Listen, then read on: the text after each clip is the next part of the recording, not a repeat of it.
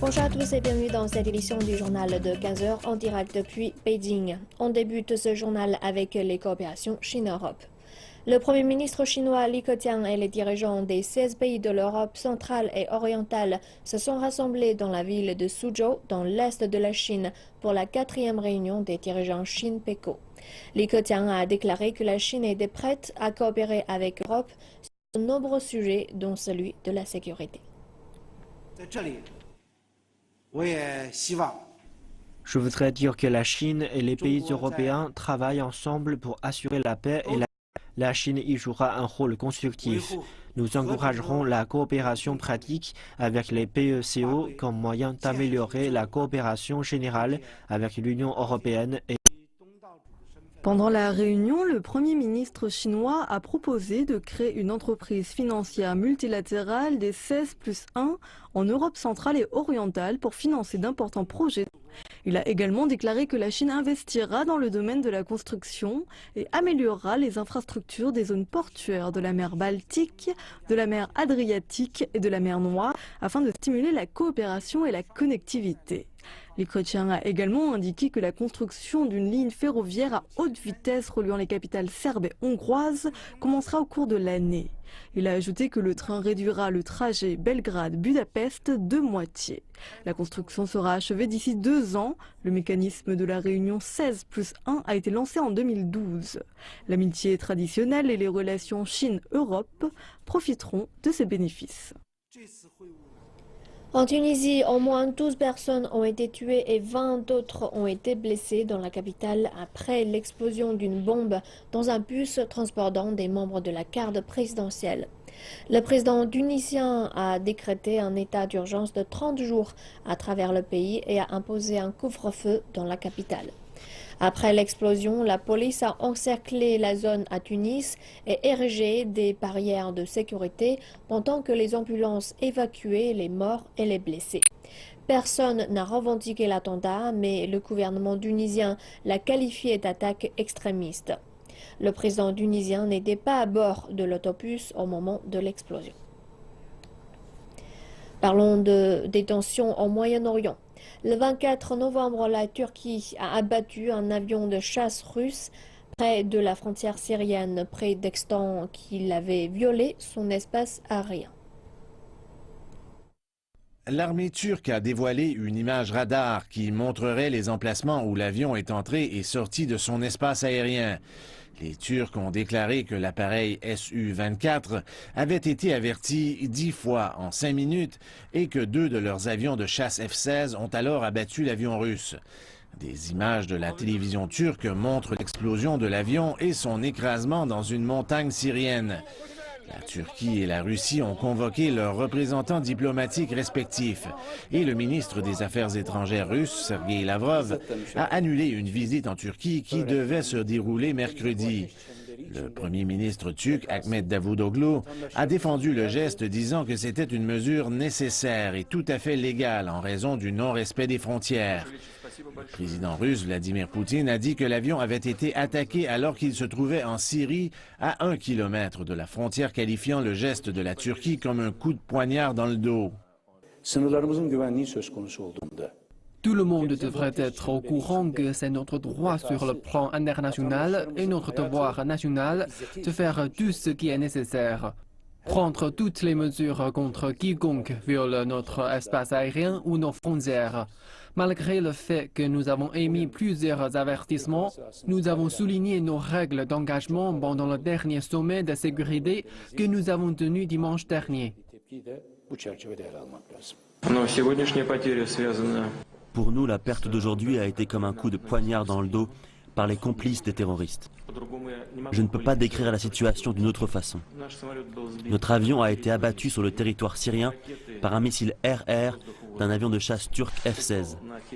Il s'est écrasé sur le territoire syrien à 4 km de la frontière turque. En tout cas, ni nos pilotes ni notre avion n'ont constitué une menace en République turque. C'est évident. Ils réalisaient une opération contre le groupe État islamique. Même chapitre, il existe maintenant des rapports conflictuels quant au destin des 2 pilotes russes. Reportage. Un commandant adjoint des forces turkmènes en Syrie a déclaré que ces hommes les avaient tous tués. Il indique que les 2 hommes ont été tués alors qu'ils s'étaient éjectés de leur avion et qu'ils étaient morts dans les airs. Les images de l'agence de presse turque Anadolu ont montré les pilotes qui se sont parachutés de leur avion avant qu'il ne s'écrase. Dans le même temps, l'AFP cite des sources rebelles et un observateur indiquant que l'un des pilotes a été tué par des rebelles et que le second est porté disparu. Il déclare qu'un hélicoptère a été également détruit par des rebelles à la suite d'un atterrissage d'urgence dans un territoire détenu par le gouvernement après des tirs rebelles, mais son équipage a été capable de s'échapper. Une vidéo envoyée à Reuters plus tôt semble montrer l'un des pilotes immobile et sévèrement blessé au sol, et un officiel du groupe a indiqué qu'il était mort. En même temps, le chef de l'OTAN appelle au calme toutes les parties après que la Turquie a abattu un chasseur russe mardi.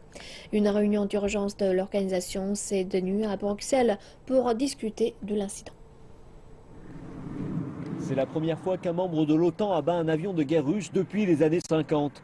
Et ce bien que l'OTAN a averti depuis des mois d'un possible incident sérieux avec les chasseurs russes volant si près de l'espace aérien turc sans coordination préalable. Comme nous l'avons dit à plusieurs reprises, nous restons solidaires avec la Turquie et soutenons l'intégrité territoriale de notre allié turc auprès de l'OTAN.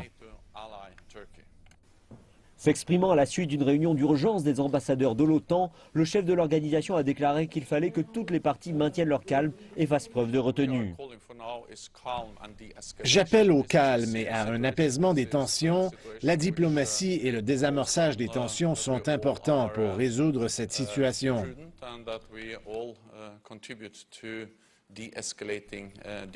Et l'incident intervient à une période délicate dans les relations entre la Russie et l'OTAN. Au lendemain des attentats de Paris et de l'avion de passagers russe, les relations entre Moscou et l'Occident, en particulier avec la France, ont commencé à s'améliorer de façon significative, rapprochant les deux vers l'objectif d'éradiquer un ennemi commun, le groupe terroriste qui s'appelle lui-même État islamique. La Russie et les puissances occidentales ont également récemment pris des mesures préventives en vue de travailler ensemble à une solution politique sur la guerre en Syrie.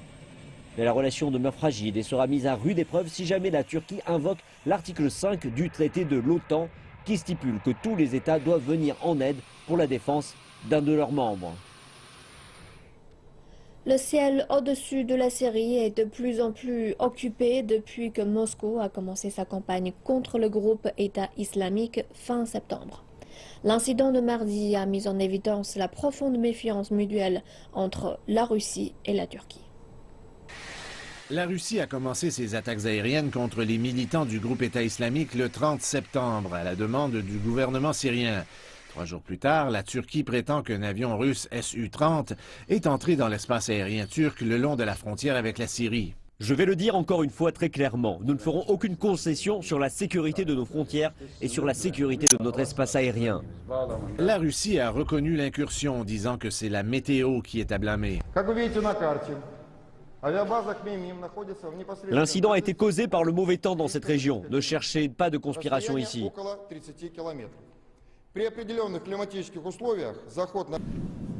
Le lendemain, l'OTAN a dit qu'un avion de chasse russe MiG-29 avait harcelé 2 F-16 turcs en leur fermant son radar alors qu'il effectuait une patrouille près de la frontière. La Russie a démenti les allégations.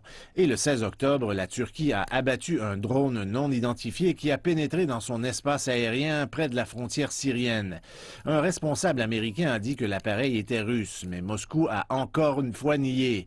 La campagne aérienne de la Russie en Syrie a tendu ses relations avec la Turquie. Les deux pays ont longtemps été en désaccord sur le conflit syrien. Ankara favorisait le renversement du gouvernement syrien et la Russie, pour sa part, est restée un allié.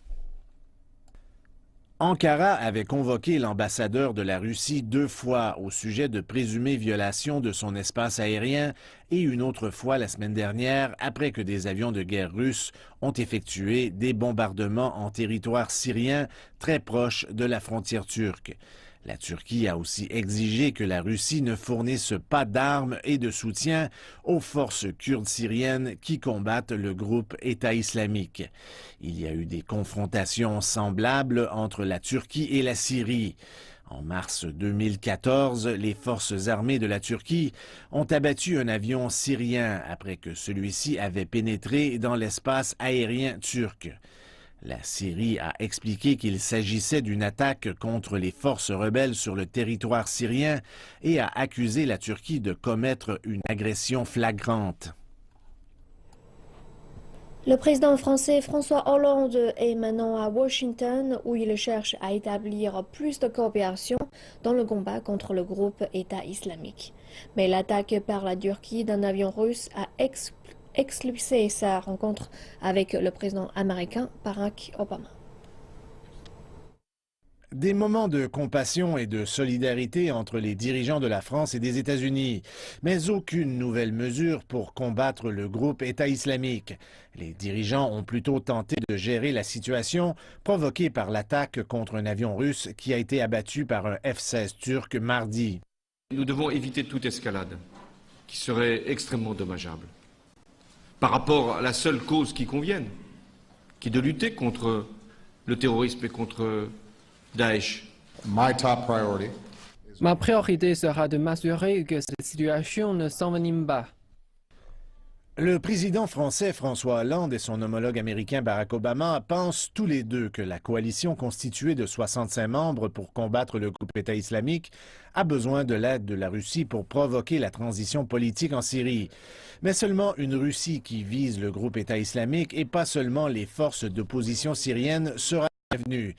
Le président Hollande, qui avait espéré trouver un terrain d'entente entre Washington et Moscou, dira maintenant à la Russie que Moscou doit changer de cap. Étant donné les capacités militaires de la Russie et son influence sur le régime Assad, la coopération de la Russie serait très utile pour résoudre la guerre civile en Syrie et nous laisserait nous concentrer sur l'État islamique.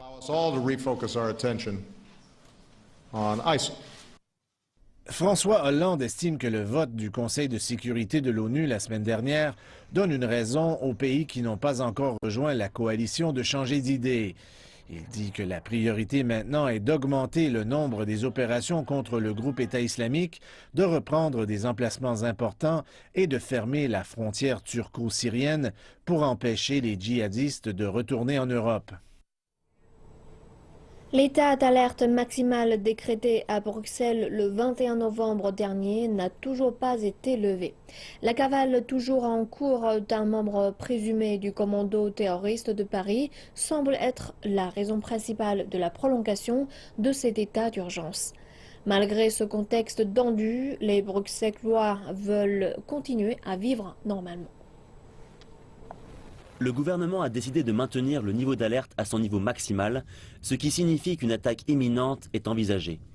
Cette décision est probablement due au fait que l'homme suspecté d'être le 8e membre de la cellule terroriste qui a perpétré les attaques de Paris, Salah Abdeslam, court toujours. Le propre frère de Salah pense qu'il s'est rendu à Paris, puis qu'il a changé d'avis et qu'il a fait marche arrière. Je ne crois pas qu'il se passera quelque chose, ni aujourd'hui ni demain. Il y a un bon esprit ici, les Bassans essaient de montrer qu'ils n'ont pas peur. Pendant ce temps, la police française a trouvé une ceinture d'explosifs abandonnée et un téléphone portable. Ces éléments vont apporter des indices déterminants qui permettront de trouver l'origine des explosifs et de remonter la liste des appels téléphoniques. Ici à Bruxelles, les gens sont sur le chemin du travail. Et le simple fait d'aller au travail constitue ici un acte de résistance. Merci de nous retrouver pour la deuxième partie de cette édition. On va retrouver Zhao Zhizing pour nous présenter l'actualité chinoise. Bonjour Zhizing. Bonjour Jidan. Dites-nous, qu'est-ce qui nous réserve dans cette partie consacrée à l'actualité chinoise? Alors, nous ouvrons cette partie avec de l'actualité économique. Everbright Bank, la banque basée à Beijing, et Alipay du groupe Alibaba ont mis fin à leur collaboration. La raison, leur échec de mettre en ligne un produit financier commun appelé Dingcunbao. On se demande alors si cette séparation constitue un tournant qui annonce que les banques de détail et les plateformes de paiement commencent à se tourner le dos. Tout récemment, Cathy Mao a reçu un SMS de la Everbright Bank de Chine qui lui annonçait que Dingcunbao ne serait plus associé à Alipay et que continuerait de servir les investisseurs depuis sa plateforme bancaire en ligne Sunshine Banking. Le Ding Chunbao de la banque Everbright a été lancé avec Alipay avant que ce dernier ne connaisse un succès fou avec son propre produit d'investissement appelé Yuebao. Au début, le produit financier commun rapportait aux investisseurs des taux d'intérêt plus élevés que Yuebao, et c'est pour cette raison que Cathy y a investi 5000 yuan. Il faudrait qu'il y ait plus d'informations sur ce que les investisseurs sont supposés à faire après ce qui s'est passé. Le SMS n'a pas fourni suffisamment d'informations, et tout particulièrement pour ceux qui ont investi plus que moi.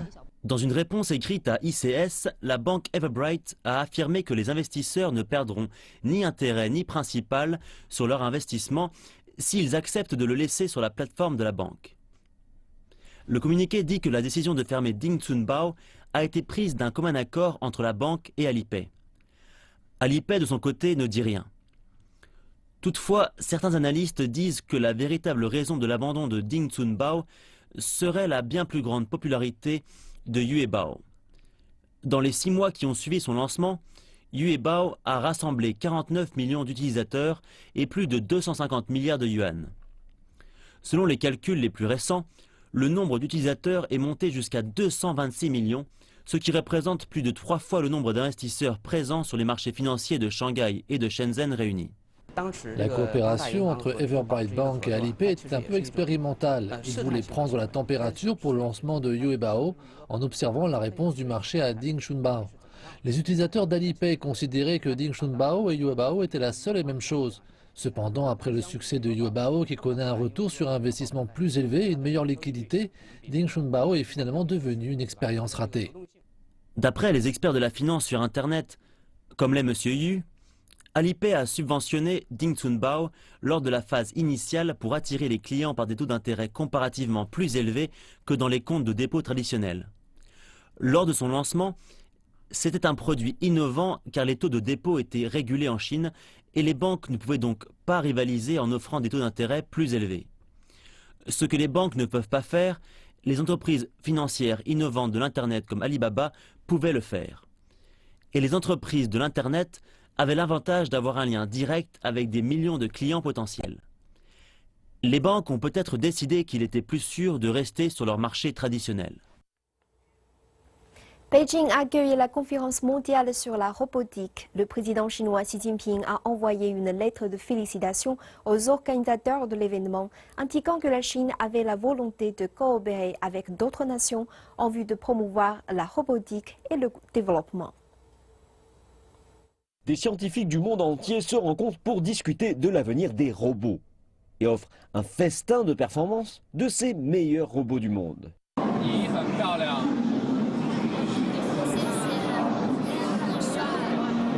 Ce robot japonais appelé Geminoid est actuellement un nom de famille au Japon.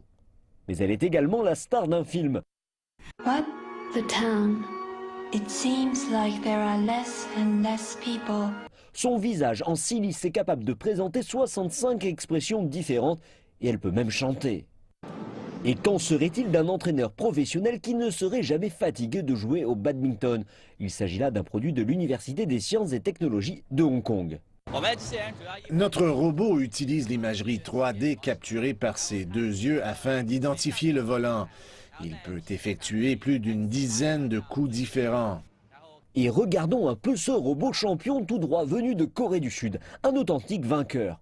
Sous contrôle à distance, il peut conduire ou utiliser une perceuse en se fiant à son propre jugement de l'environnement. Et jeter un coup d'œil aux mains complexes de ce robot conçu par l'Institut de technologie de Harbin. Ils ont passé 20 années sur ce projet. Le robot peut effectuer 90% des mouvements d'une main humaine par le biais d'un gant qui capture les mouvements des mains humaines. Cette main est hautement intégrée. Par exemple, les moteurs et autres réducteurs de vitesse sont tous intégrés dans les doigts, ce qui rend la main très petite. C'est la première fois que la Chine organise une telle conférence et l'organisateur déclare que cela présente plusieurs avantages. La Chine est devenue le premier marché des robots affiliés maintenant et il y a un large espace en vue d'un développement à l'avenir. Cette conférence offre aux innovateurs chinois une plateforme d'apprentissage et à nos entreprises une plateforme de coopération. Elle encourage également l'esprit d'innovation chez nos jeunes. Le Premier ministre chinois Li Keqiang a déclaré que la conférence était importante en vue de promouvoir la technologie robotique, alors que la Chine encourage le développement par l'innovation et l'entrepreneuriat en vue de faire évoluer le pays d'usine du monde à locomotive technologique. De nombreuses pièces d'or et de pierres de jade suggèrent que le cimetière Haihuankou dans la province du Jiangxi contenait la dernière demeure d'un petit-fils d'empereur. Comme le montrent les évidences, les archéologues sont remontés à plus de 2000 ans d'histoire de la Chine, à l'époque de la dynastie des Han. Pendant des années, les archéologistes ont pensé que la principale tombe appartenait à Liu He, empereur de Chine, pendant 27 jours. Il avait le surnom de Haihunhou, marquis de Haihun. Il était le petit-fils de l'empereur Wu, le plus connu des empereurs de la dynastie des Han, il y a près de 2200 ans. Le cercueil est décomposé depuis bien longtemps, mais les bordereaux en bambou, les tablettes en bois, les pierres de jade et les épées retrouvées suggèrent qu'il s'agissait de la tombe de Liu He.